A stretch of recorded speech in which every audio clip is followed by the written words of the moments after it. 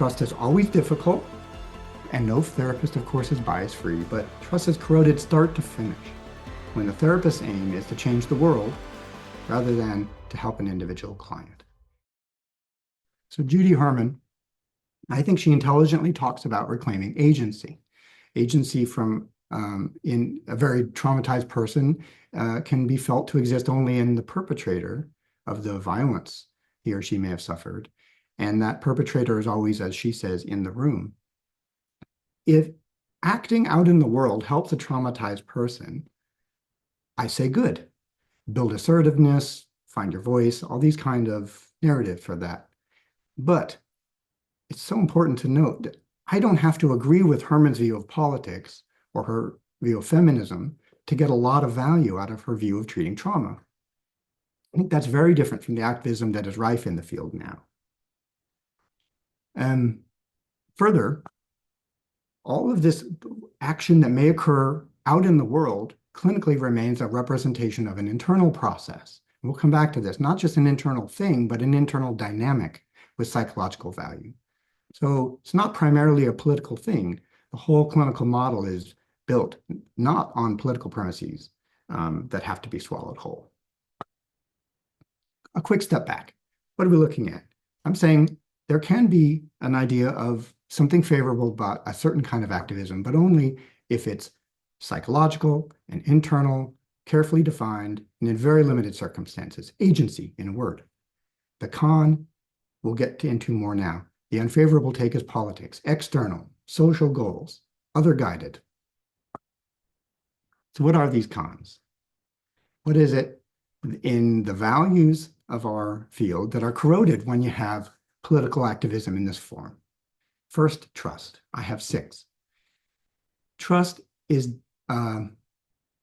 undermined. It can be detrimental to that kind of exploration in our field when your trusted companion in the process has a dog in the fight. Trust is always difficult, and no therapist, of course, is bias-free, but trust is corroded start to finish when the therapist's aim is to change the world rather than to help an individual client. And this misuse of clients in the service of ideology is baked into a therapist's agenda as a core therapeutic violation.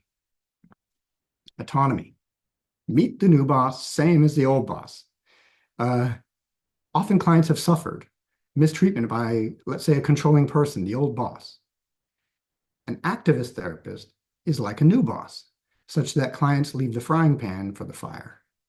Instead, good therapists help clients author their own lives, not conformity to a therapist or any professional organization like the APA on a self-appointed mission to change the world.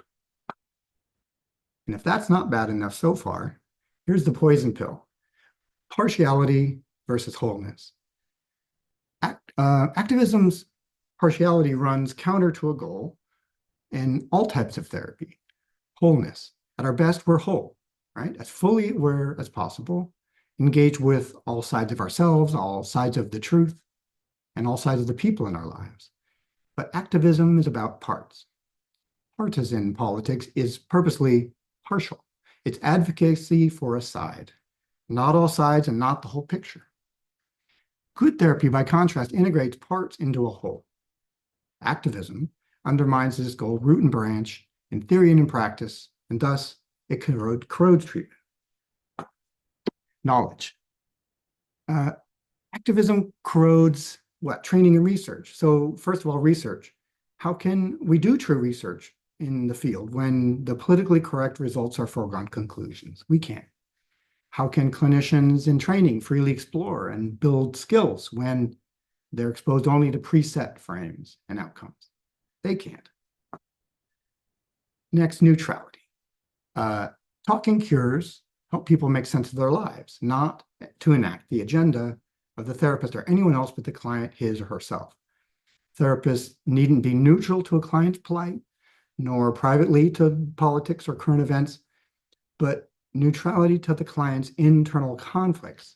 This is vital for client-centered care. So maybe any clinical topic can be morally or politically loaded, but in well-established therapies like psychodynamic, models or CBT, depth psychology, we don't fancy ourselves the arbiter or manipulator of someone else's morals, decisions, or goals. Finally, non-discrimination. Activism is worse still for the client or the therapist who is conservative, who's not aligned, or who's liberal but not woke.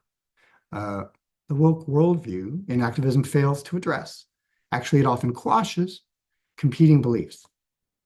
And how then can therapists or clients, the vast majority of whom don't subscribe to the woke ideology, get their therapy needs met?